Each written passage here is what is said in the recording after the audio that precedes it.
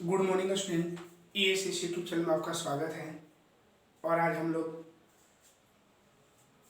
क्रिस्टलीय ठोस जो कि पीछे पढ़ चुके हैं और हम लोग का टॉपिक छूटा हुआ था जो इसको इस लास्ट वीडियो में हम बता दे रहे हैं। ठीक है, तो क्रिस्टलीय ठोस आप लोग पढ़ चुके हैं कि वैसे ठोस जिसमें अवयवी कण निश्चित क्रम में व्यवस्थित होते हैं क्रिस्टलीय ठोस कहलाता है। ओके, तो वैसे ठोस जिसमें अवयवी कण जो होते हैं एक निश्चित क्रम में व्यवस्थित होते हैं, तो उस प्रकार के ठोस को हम लोग क्रिस्टलीय ठोस के नाम से क्या करते जानते हैं। इसको हम शुरू बार जो पहला वीडियो लेक्चर दिए होंगे तो उसमें इसको हम अच्छा तरीके से समझाएंगे। ओके, चलिए इसके एग्जांपल हीरा, ग्रेफाइट, NaCl, KCl इत्यादि है। ओके, क्रिस्टलीय ठोस के प्रकार, तो क्रिस्टलीय ठोस मुख्यतः 4 प्रकार के होते हैं।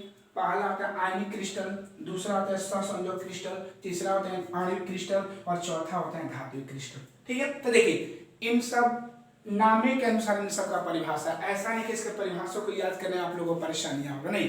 देखिएगा सबका परिभाषा एक ही है, बस थोड़ा सा चेंज कर। आयनिक क्रिस्टल किसे कहते हैं, तो ऐसे क्रिस्टल जिसके अवयवी कण धनायन और ऋणायन होते हैं। जब आयन का बात आता है तो आयन में होता है धनायन और ऋणायन, तो वैसे क्रिस्टल जिसके अवयवी कण धनायन और ऋणायन होते हैं और इनके अणुओं के बीच, तो आप लोग जानते हैं कि जब धनायन और ऋणायन होगा तो इनके बीच में कौन सा बल रहेगा, आकर्षण बल रहेगा। वो बल का नाम क्या होगा, वैद्युत आकर्षण बल क्या बोलते हैं, उसी को हम बोलते हैं स्थिर वैद्युत आकर्षण, जो कूलम नियम में हम लोग पढ़ रहे हैं। तो कूलम के नियम को हम लोग स्थिर वैद्युत आकर्षण बल के नियम से भी क्या करते हैं, जानते हैं। ओके, तो परिभाषा आप लोग लिख सकते हैं कि वैसे ठोस जिसके अवयवी कण, आयन में 2 चीज होता है धनायन और ऋणायन, तो जिसके अवयवी कण धनायन और ऋणायन होते हैं उससे हम लोग क्या बोलते हैं, आणविक क्रिस्टल कहते हैं। आणविक क्रिस्टल के अणुओं के बीच, परमाणुओं के बीच जो हम लोग का होता है वो क्या होता है, स्थिर वैद्युत आकर्षण बल लगता है, जिसे हम लोग आयनिक क्रिस्टल के नाम से क्या करते हैं, जानते हैं। जैसे इसका एग्जांपल NaCl, KCl,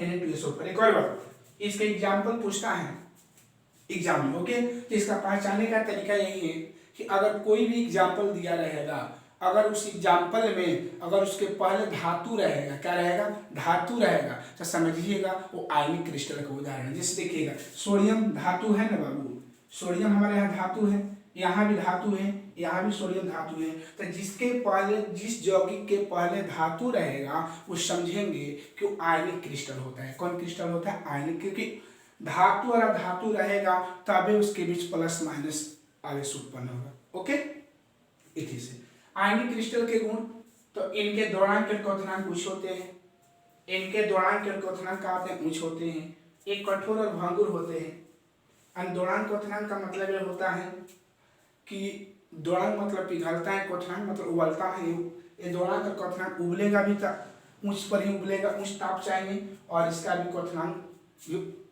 उबलने के लिए और पिघलने के लिए भी क्या होना चाहिए, उबलने और पिघलने के लिए भी ताप का चाहिए, उच्च चाहिए। ठीक है, एक कठोर और भंगुर होते हैं, ये मजबूत होते हैं, कठोर होते हैं। ओके, इनके अवयवी कण ऋणायन और धनायन होते हैं, इनके अवयवी कण ऋणायन का धनायन होता है। देखिए अब गुण का बात रहा तो 2 गुण का यहीं पर मिल गया, 2 गुण का यहीं मिल जा रहा है, अवयवी कण। अब एक गुण मिल रहा है, कौन है, क्वथनांक और दनांक। और एक और लिख सकते हैं कि इनके अणुओं के बीच स्थिर वैद्युत आकर्षण बल। एक गुण में आप ये भी लिख सकते हैं, ये वाला गुण में भी डाल, इसके बीच, इसके अणुओं के बीच स्थिर वैद्युत आकर्षण बल लगता है। ठीक है, तो आप लिख सकते हैं कि वैसे क्रिस्टल जिसमें धनायन ऋणायन जो होते हैं और इनके अणुओं के बीच स्थिर वैद्युत आकर्षण बल लगता है उसे हम लोग क्या बोलते हैं, आयनिक क्रिस्टल के नाम से हम लोग क्या करते हैं, जानते हैं। ओके, आयनिक क्रिस्टल के गुण ये सब है।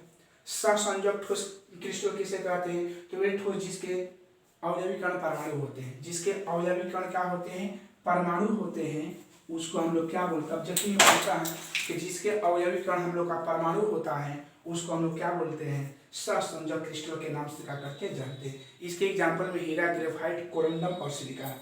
हीरा, ग्रेफाइट, कोरंडम में क्या है, सिलिका है। ओके, इनामे पर सहसंयोजक, सहसंयोजक ठोस पर सहसंयोजक जो बल बनता है वो परमाणुओं के बीच ही बनता है, इसलिए परमाणु बोला गया है। इसके गुण, तो इसका जस्ट थोड़ा सा उल्टा बोल दीजिएगा।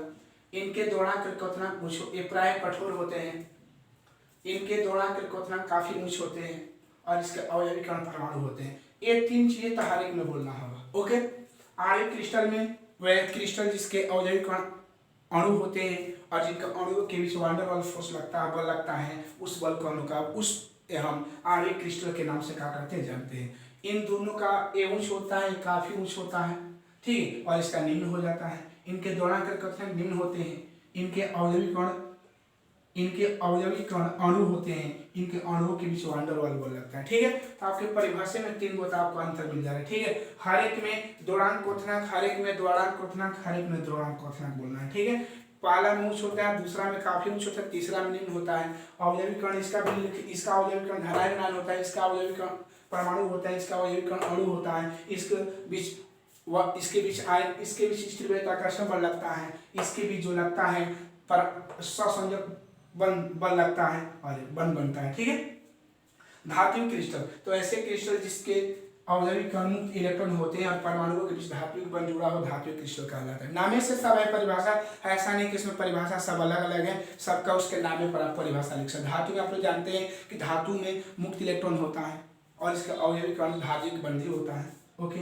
धातु ऊष्माविद्युत के सुचालक होती है क्योंकि इनके पास मुक्त इलेक्ट्रॉन होते हैं। धातु ऊष्माविद्युत के सुचालक होती है क्योंकि इनके पास मुक्त इलेक्ट्रॉन होते हैं। दूसरा पॉइंट लिख दीजिएगा, हम लिखेंगे नहीं, बोल दे रहे हैं। दूसरा पॉइंट कि धातुओं में इलेक्ट्रॉन त्याग करने की प्रवृत्ति होती है। धातुओं में इलेक्ट्रॉन त्याग करने की प्रवृत्ति होती है, ये दूसरा पॉइंट में डाल लीजिएगा। तीसरा पॉइंट है कि धातुओं में एक विशेष प्रकार की चमक होती है।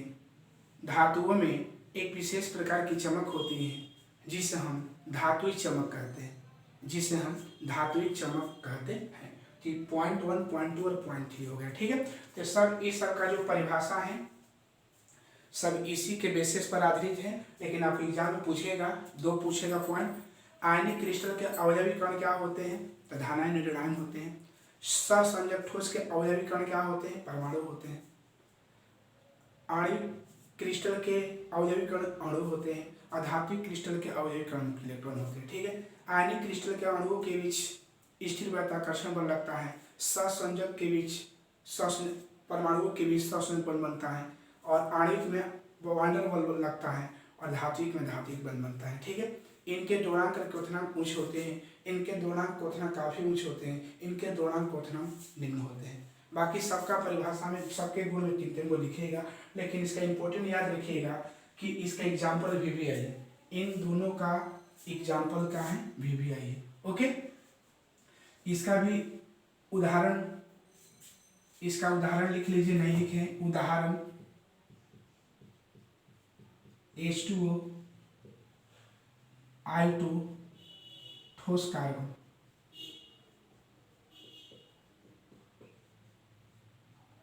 इत्यादि। इसका उदाहरण लिख सकते हैं, इसमें लिखे सभी धातुएं, सभी धातुएं आ जाएगी, ओके। चलिए, और इसका गुण लिखवा दिए हैं। अब हम लोग पढ़ेंगे एक लास्ट पॉइंट इसमें, आयनिक क्रिस्टल के प्रकार। आयनिक क्रिस्टल के प्रकार, आयनिक क्रिस्टल के प्रकार, ओके। आयनिक क्रिस्टल, आयनिक क्रिस्टल मुख्यतः 2 प्रकार के होते हैं, मुख्यतः 2 प्रकार के होते हैं। पहला AB टाइप और दूसरा A2B या AB2 टाइप। आयनिक क्रिस्टल कितने प्रकार के होते हैं बाबू? तो आयनिक क्रिस्टल हम लोग का 2 प्रकार के होता है। पहला होता है AB टाइप और दूसरा होता है A2B या AB2 टाइप, ओके। और यह है आयनिक क्रिस्टल के प्रकार, ठीक है। तो आयनिक क्रिस्टल के जो प्रकार हैं 2 होते हैं, एक AB टाइप, AB प्रकार का आयनिक क्रिस्टल होता है और एक A2B या AB2 टाइप के क्रिस्टल होते हैं, ठीक है। इसमें जास्ती ध्यान नहीं देना है, इसमें एक मेन पॉइंट को याद रखना है और ये भी आपको याद करने की जरूरत नहीं है, हम आपको एक ट्रिक बताएंगे, ठीक है ना। तो बोला गया है कि AB टाइप में कौन को आता है? 3 को आता है। तो AB टाइप में हम लोग का 3 को आएगा, NaCl, CaCl, Zn, ठीक है। Ab2 टाइप के कंपाउंड कोई फिक्स नहीं है, बस इसके जैसा बना हुआ रहेगा, हम उसको Ab2 बोलेंगे। और इसके भी का यौगिक जो है कंपाउंड फिक्स नहीं है। इसके जैसे Na2O, A2 भी है ना बाबू, और CaF2 Ab2 है ना, क्योंकि देखिए CaF2 में कि C का Ca के जगह पर A है और A2 के जगह पर B2 है ना। तो इस प्रकार के जो कंपाउंड रहेगा, ठीक है। तो NaCl का उप सहसंयोजन संख्या कितना होता है? 6 होता है। आपको क्वेश्चन ऐसे पूछेगा कि NaCl में Na का उप सहसंयोजन संख्या कितना होगा, तो क्या बोलेगा? 6। और Cl का उप सहसंयोजन संख्या कितना होगा? 6 होगा। CaCl में CS का उप सहसंयोजन संख्या कितना होगा? 8। और Cl का भी कितना होगा? 8 होगा। ZnS में Zn का कितना होगा? 4 होगा। और S का कितना होगा? 4 होगा। ये सब उप सहसंयोजन संख्या है। ओके, अच्छा Ab2 टाइप में जैसे हम एक एग्जांपल आपको दे दिए कि CmGO2 में मैग्नीशियम का उप सहसंयोजन संख्या क्या होगा? तो MgO2 को पहले समझना होगा कि MgO2 किस पर जा रहा है। हम लोग का Ab2 पर जा रहा है कि A2B पर जा रहा है? तो हम लोग का Ab2 पर जा रहा है ना बाबू। तो Ab2 में पहले मैग्नीशियम का 4 हो जाएगा, मैग्नीशियम का 8 हो जाएगा और ऑक्सीजन का 4 हो जाएगा। देख लीजिए इस पर आ जाएगा ना बाबू। तो जो कंपाउंड इस पर जाएगा उसका उप सहसंयोजन संख्या 8 4, पहले वाले को 8 बोलेंगे, बाद वाले को 4 बोलेंगे। और जो कंपाउंड A2B पर जाएगा उसका उप सहसंयोजन संख्या 4 8 होता है, 4 8 हो जाएगा। कितना आ जाएगा बाबू? 4 8 इसको बोलेंगे। क्या बोलेंगे इसको? 4 और 8 बोलेंगे, ठीक है ना। तो ये बोला गया कि जो NaCl जो कंपाउंड होता है, NaCl जो होता है, NaCl में सोडियम का उप सहसंयोजन संख्या 6 होता है और क्लोरीन का भी 6 होता है। CaCl में CS का उप सहसंयोजन संख्या 8 होता है और Cl का भी कितना होगा? 8 होगा। ZnS में Zn का 4 होगा, S का 4 होगा। Ab2 टाइप में कोई भी जो फिक्स नहीं है, उसको अपने से बना सकते, लेकिन आपको एग्जाम में देता है ऐसा बनाकर, ठीक है। अब डायरेक्ट बोल देगा एग्जाम में कि Na2O में सोडियम का उप सहसंयोजन संख्या कितना होगा? तो Na2O बोला है ना बाबू। तो Na2O में सोडियम पहले है तो कितना में 4 हो जाएगा और ऑक्सीजन का पूछता थे कहा था 8 हो जाता है, ठीक है। लेकिन आपको इसको ध्यान नहीं देना है, बस आपको एक ट्रिक आपको दे रहा है। एक जिस प्रकार किसी के मोबाइल नंबर को आप याद रखते हैं, वही मोबाइल नंबर को याद रख लेना है, ठीक है। कैसे? 88 66 44 84 48। याद रखिए 88 66 44 84 48।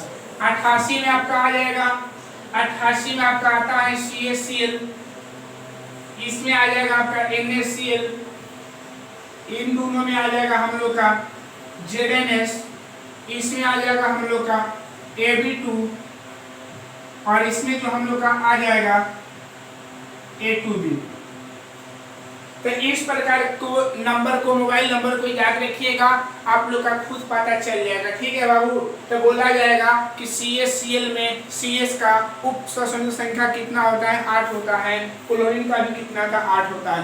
NaCl में सोडियम का उप सहसंयोजन संख्या कितना होता है? 6 होता है और क्लोरीन का भी 6 होता है, ठीक है। ZnS में Zn का 4, S का 4, ऐसे हो जाएगा। Ab2 कंपाउंड का 84 और A2B का क्या होता है? 48। इसको ध्यान रखिएगा कि बहुत VVI है, यहाँ से आपका एक ऑब्जेक्टिव में देगा, 1 नंबर का ऑब्जेक्टिव क्वेश्चन बनता है और ये बहुत इंपॉर्टेंट है, ये ध्यान रखिएगा। तो इस तरह से हम लोग का जो चैप्टर है, पहला चैप्टर जो है वो हम लोग का क्या होगा? समाप्त हो गया।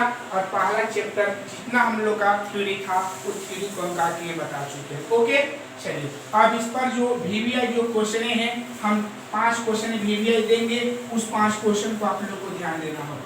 ओके, 5 क्वेश्चन में पहला हम आपका देंगे, पहला आपका VVI क्वेश्चन है इस चैप्टर का, निम्नलिखित में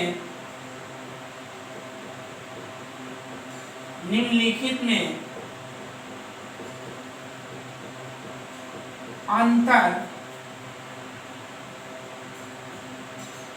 स्पष्ट करें। पहला निम्नलिखित में अंतर स्पष्ट, इसमें पहला का क्वेश्चन है क्रिस्टलीय क्रिस्टलीय ठोस और दूसरा है अक्रिस्टलीय ठोस।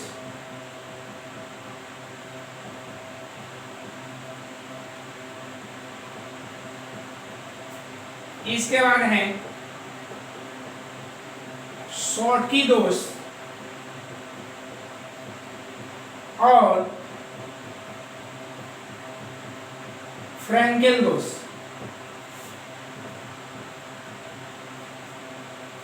जो आप एग्जाम में जो आएगा इस चैप्टर से वो दे रहा है, ठीक है। क्वेश्चन नंबर ये फर्स्ट हो गया। क्वेश्चन नंबर इसका सेकंड है, निम्नलिखित को परिभाषित करें। निम्नलिखित को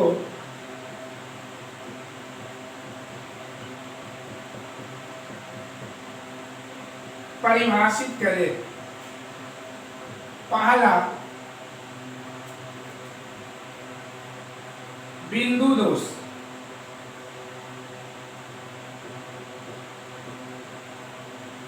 दूसरा अंतरकाशी दोष,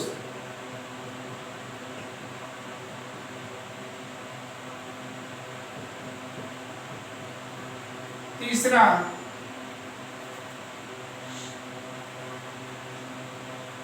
क्रिस्टल जालक, नहीं, तीसरा हम आपका दे रहे हैं चतुष्फलक रिक्तियां,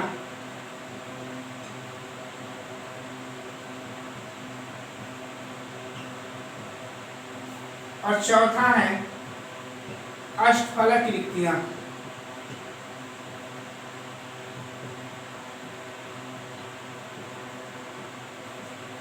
क्वेश्चन नंबर तीसरा हम दे रहे हैं बाबू।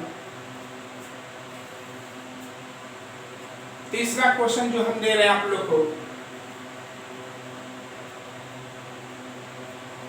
क्रिस्टल जालक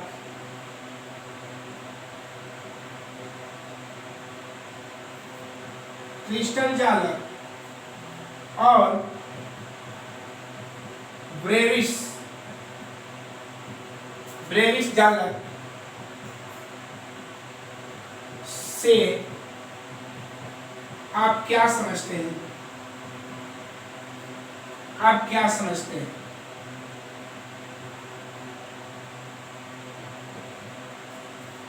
और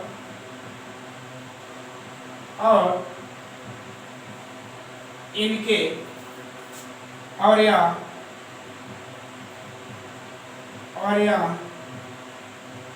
कितने प्रकार के होते हैं? कितने प्रकार के होते हैं? कितने प्रकार के होते हैं? ओके, क्रिस्टल जालक और ब्रेविस जालक सब क्या समझते हैं या कितने प्रकार के होते हैं? क्वेश्चन नंबर आपका 4 दे रहा है इसका। क्वेश्चन नंबर आपका 4 है,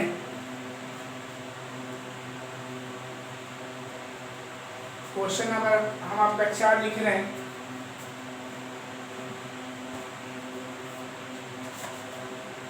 क्वेश्चन नंबर आप लोगों को 4 लिख रहे हैं बाबू।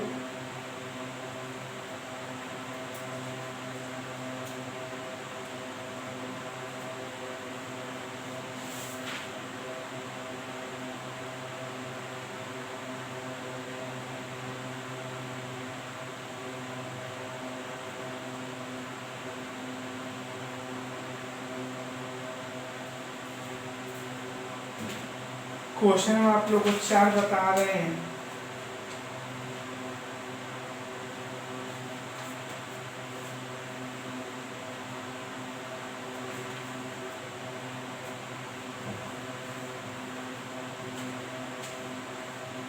क्वेश्चन नंबर आप लोग का 4,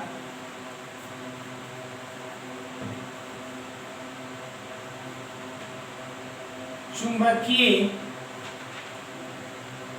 और विद्युतीय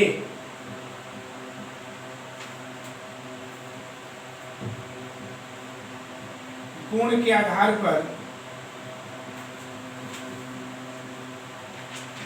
पर ठोसों का वर्गीकरण करें।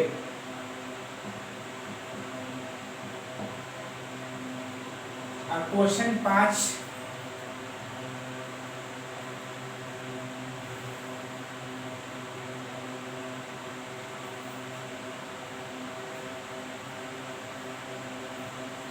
एकक कोष्ठिका क्या है?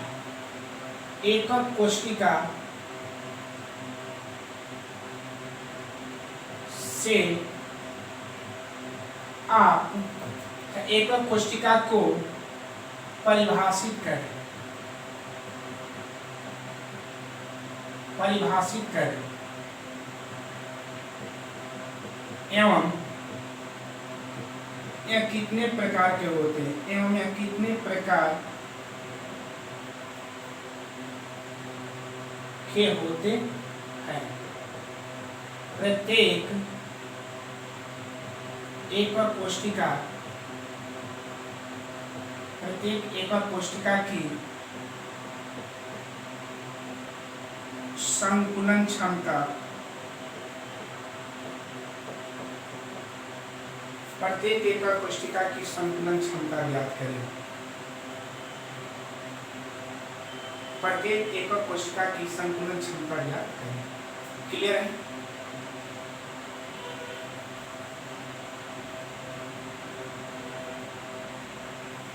ये जो आप लोग का क्वेश्चन 2 मार्क्स का है, एक क्वेश्चन जो आप लोग का 2 मार्क्स में आएगा,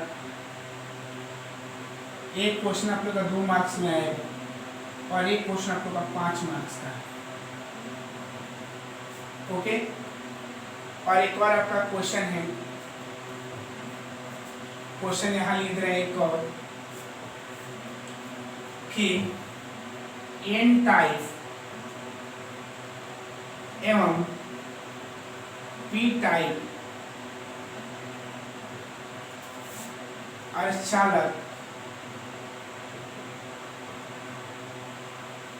पी टाइप अर्धचालक को की व्याख्या करें।